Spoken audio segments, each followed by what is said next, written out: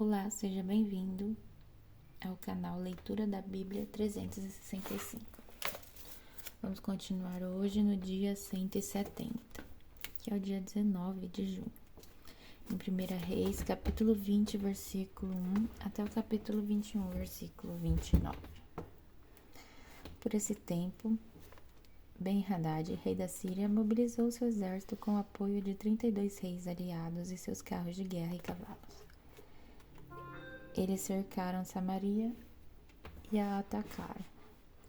Ben-Hadad enviou mensageiros à cidade para dizer a Acabe, rei de Israel: Assim diz Ben-Hadad: Sua prata e seu ouro são meus, bem como suas esposas e os melhores de seus filhos. Está bem, ó meu senhor, o rei, respondeu o rei de Israel. Tudo o que tem é seu. Pouco depois, os mensageiros voltaram e disseram: Assim diz Ben-Hadad: Já exigi que entregasse sua prata, seu ouro, suas esposas e seus filhos, mas amanhã, a esta hora, enviarei meus oficiais para vasculharem seu palácio e as casas de seus oficiais, e tomarem tudo que considerem de valor. Então Acabe convocou todas as autoridades de Israel e lhes disse: Vejam como esse homem quer nossa desgraça. Já concordei em lhe entregar minhas esposas, meus filhos, minha prata e meu ouro. Não ceda a nenhuma outra exigência, aconselharam as autoridades e o povo. Portanto, Acabe respondeu aos mensageiros de Ben-Hadad: Digam ao meu senhor, o rei, eu lhe darei tudo o que você pediu da primeira vez, mas não posso aceitar sua última exigência. Os mensageiros voltaram a Ben-Hadad com essa resposta. Então Ben-Hadad enviou a seguinte mensagem a Acabe: Que os deuses me castiguem severamente se restar pó suficiente de Samaria para dar um punhado a cada um de meus soldados. O rei de Israel respondeu: O guerreiro que se arma com sua espada para lutar não deve se vangloriar como o guerreiro que já venceu. A resposta de Acabe chegou a Ben-Hadad e aos outros reis, quando bebiam em suas tendas. Preparem-se para atacar, ordenou Ben-Hadad a seus oficiais. E eles se prepararam para atacar a cidade. Enquanto isso, um profeta foi a Acabe, rei de Israel, e lhe disse: Assim diz o Senhor: Está vendo esse enorme exército inimigo?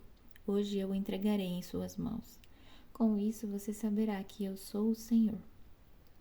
Acabe perguntou: Por meio de quem ele fará isso acontecer? O profeta respondeu: Assim diz o Senhor: Os soldados dos comandantes das províncias o farão. Devemos atacar primeiro? Perguntou Acabe. Sim, respondeu o profeta. Então Acabe convocou os 232 soldados dos comandantes das províncias. Em seguida, reuniu o restante do exército de Israel, cerca de 7.000 homens. Por volta do meio-dia, quando Ben-Hadad e os 32 reis aliados ainda estavam em suas tendas bebendo até ficarem bêbados, o primeiro contingente, formado pelos soldados dos comandantes das províncias, saiu da cidade. Quando eles se aproximaram, os espiões de Ben-Hadad avisaram: Há alguns soldados vindos de Samaria. Ele ordenou: Quer tenham vindo em paz, quer para guerrear, tragam esses soldados com vida. Os soldados dos comandantes das províncias de Acabe e todo o exército haviam saído para lutar. Cada soldado israelita matou seu adversário sírio e, de repente, todo o exército sírio fugiu. Os israelitas os perseguiram, mas o rei Ben-Hadad e alguns dos cavaleiros fugiram a cavalo. O rei de Israel destruiu os outros cavalos e carros de guerra e massacrou os sírios. Depois disso, o profeta disse ao rei Acabe: Prepare-se para outro ataque. Comece a planejar desde já, pois o rei da Síria voltará na virada do ano. Depois da derrota, os oficiais de Ben-Hadad lhe disseram: Os deuses israelitas são deuses dos montes, por isso venceram. Mas podemos derrotá-los com facilidade nas planícies. Desta vez, porém, substitua os reis por outros comandantes. Reúna outro exército como o que o Senhor perdeu. Dê-nos mesmo número de cavalos e carros de guerras, e lutaremos contra os israelitas nas planícies. Certamente os derrotaremos. O rei Ben-Hadad fez conforme aconselharam. Na virada do ano, Convocou o exército sírio e marchou novamente contra Israel, dessa vez em Afeque. Israel reuniu seu exército, organizou linhas de abastecimento e saiu para lutar. Mas, em comparação com o enorme exército sírio que cobriria todo o campo, os israelitas pareciam 2 pequenos rebanhos de cabra. O homem de Deus foi ao rei de Israel e lhe disse: Assim diz o Senhor: Os sírios pensam que o Senhor é um Deus dos montes e não das planícies. Por isso, entregarei todo o enorme exército sírio em suas mãos. Então vocês saberão que eu sou o Senhor. Os 2 exércitos acamparam em frente para o outro, durante 7 dias, e no 7º dia a batalha começou. Os israelitas mataram 100.000 soldados da infantaria dos sírios em um só dia. O restante fugiu para a cidade de Afeque, mas o muro caiu sobre eles e matou mais 27.000. Ben-Hadad fugiu para a cidade e se escondeu num quarto secreto. Os oficiais de Ben-Hadad lhe disseram: Senhor, ouvimos que os reis de Israel são misericordiosos. Vamos nos humilhar, usar panos de saco na cintura e cordas na cabeça e nos render ao rei de Israel. Talvez ele deixe o Senhor viver.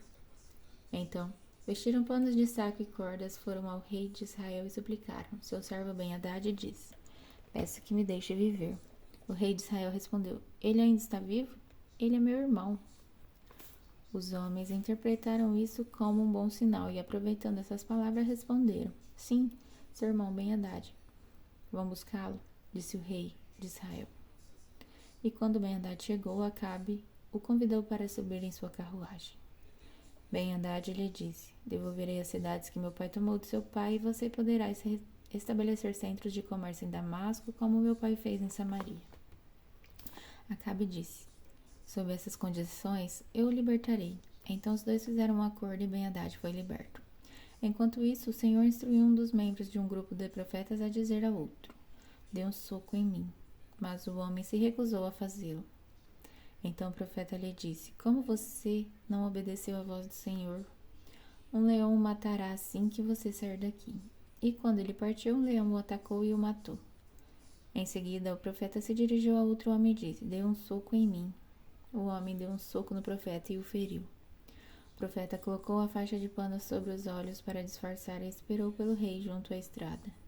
Quando o rei ia passando, o profeta gritou: Eu, seu servo, estava no meio da batalha acirrada quando de repente alguém me trouxe um prisioneiro e disse: Vigie este homem. Se ele escapar, você morrerá ou pagará uma multa de 35 quilos de prata. Contudo, enquanto eu estava ocupado fazendo outra coisa, o prisioneiro desapareceu. A culpa é sua, respondeu o rei. Você mesmo pronunciou sua condenação. Então, sem demora, o profeta tirou a faixa dos olhos e o rei de Israel reconheceu que era um dos profetas. O profeta lhe disse: Assim diz o Senhor, uma vez que você poupou o homem que eu havia ordenado que fosse destruído, você deve morrer em lugar dele, e seu povo em lugar do povo dele. O rei de Israel foi para casa em Samaria indignado e aborrecido. Naquela época, um homem chamado Nabote de Jezreel possuía um vinhedo que ficava ao lado do palácio de Acabe, rei da Samaria. Certo dia, Acabe disse a Nabote: Como sua videira fica tão próxima do meu palácio, quero comprá-la e fazer uma horta. Em troca, darei a você uma videira melhor, ou se preferir, pagarei um valor em dinheiro. Nabote, porém, respondeu: O Senhor me livre de lhe entregar a herança que recebi de meus antepassados. Então Acabe foi para casa indignado e aborrecido por causa da resposta de Nabote. O rei foi deitar-se, virou o rosto e não quis comer. Qual é o problema? Perguntou sua esposa Jezabel. Por que você está tão aborrecido que nem quer comer? Acabe respondeu: Pedi a Nabote de Jezreel que me vendesse sua videira, ou que a trocasse por outra, mas ele não quis. Afinal, você é o rei de Israel ou não é? Disse Jezabel. Levante-se e coma alguma coisa e não se preocupe com isso. Conseguirei para você a videira de Nabote. Então ela escreveu cartas em nome de Acabe, selou-as com o selo do rei e as enviou para as autoridades e outros líderes da cidade onde Nabote morava. Nas cartas, ela ordenava: reúnam os habitantes da cidade para jejuar e coloquem Nabote no lugar onde todos possam vê-lo. Mande sentar-se em frente dele 2 homens de mau caráter que o acuse de amaldiçoar o Deus e o rei. Depois levem-no para fora e matem-no por apedrejamento. As autoridades e os outros líderes da cidade seguiam a instrução dadas por Jezabel em suas cartas. Convocaram os habitantes da cidade para um jejum e colocaram Nabote no lugar onde todos podiam vê-lo.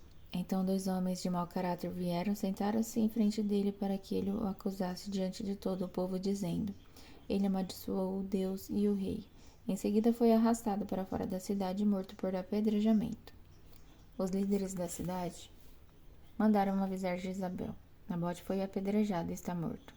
Quando Jezabel ouviu a notícia, disse a Acabe: lembra-se da videira que Nabote se recusou a vender? Agora você pode ficar com ela. Nabote está morto. Acabe desceu de imediato à videira de Nabote para tomar posse dela. Contudo, o Senhor disse a Elias de Tisbe: vai encontrar-se com Acabe, rei de Israel, que governa em Samaria. Ele estará na videira de Nabote para tomar posse dela. Transmita-lhe esta mensagem: assim diz o Senhor, não foi suficiente para você matar Nabote?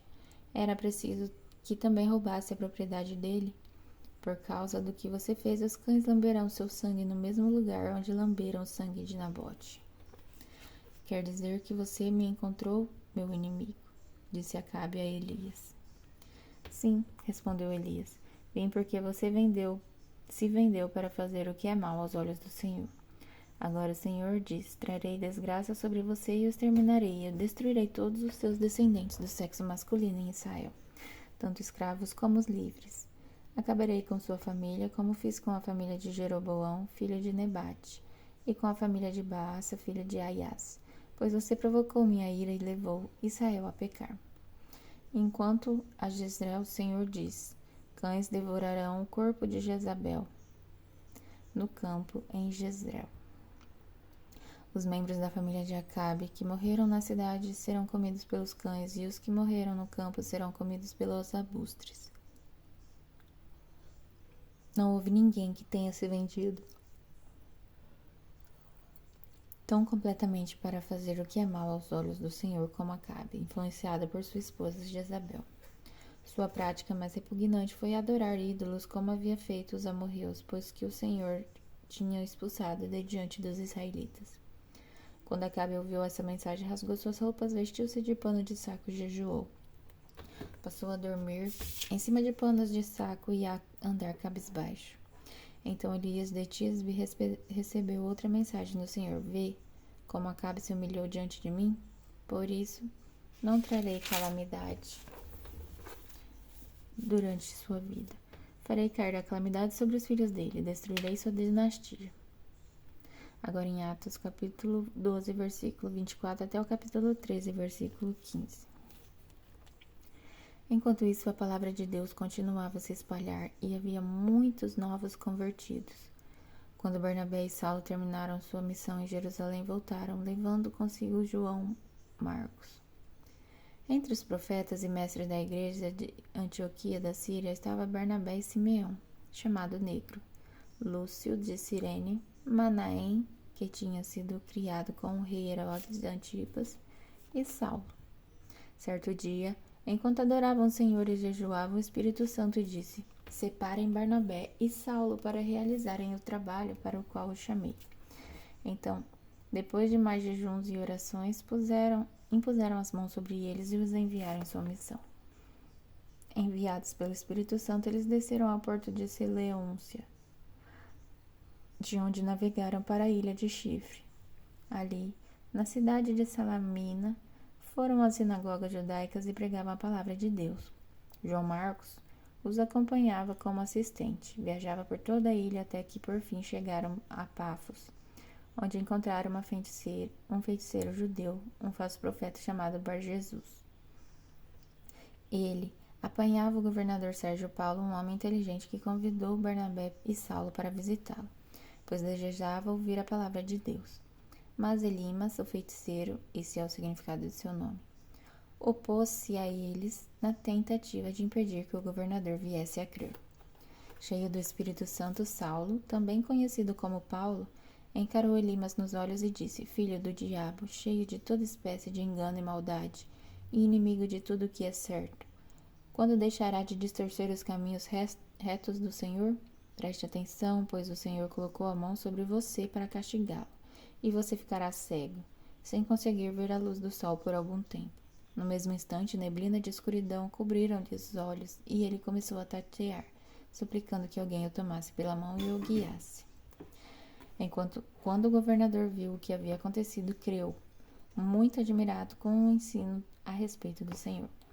Paulo e seus companheiros saíram de Pafos no navio e foram a Panfilha, onde aportaram em Perge. Ali, João Marcos os deixou e voltou para Jerusalém. Paulo e Barnabé prosseguiram para o interior até Antioquia, da Pisídia. No sábado foram à sinagoga depois da leitura dos livros da lei e dos profetas. E os chefes da sinagoga lhes mandaram um recado: Irmãos, se vocês têm uma palavra de encorajamento para o povo, podem falar. Agora em Salmos, capítulo 137, versículos de 1 a 9. Junto aos rios da Babilônia sentamos e choramos, e ao nos lembrarmos de Sião, pusemos de lado nossas harpas e as penduramos nos galhos dos salgueiros. Os que nos levaram cativos queriam que cantássemos. Nossos opressores exigiam uma canção alegre. Cantem para nós uma das canções de Sião. Mas como poderíamos cantar as canções do Senhor estando em terra estrangeira? Se eu me esquecer de ti, ó Jerusalém, que minha mão direita perca sua habilidade, que minha língua se prenda ao céu da boca, se eu não me lembrar de ti, se não fizer de Jerusalém minha maior alegria. Ó Senhor, lembra-te do que os edonitas fizeram no dia em que Jerusalém foi conquistada. Disseram: destruam-na, arrasem-na até o chão. Ó Babilônia, você será destruída, feliz é aquele que lhe retribuir por tudo que fez contra nós. Feliz é aquele que pegar suas crianças e as esmagar contra a rocha. Agora em Provérbios, capítulo 17, versículo 16. De nada adianta pagar para instruir o tolo, pois ele não tem vontade de aprender. Até amanhã, no dia 20 de junho.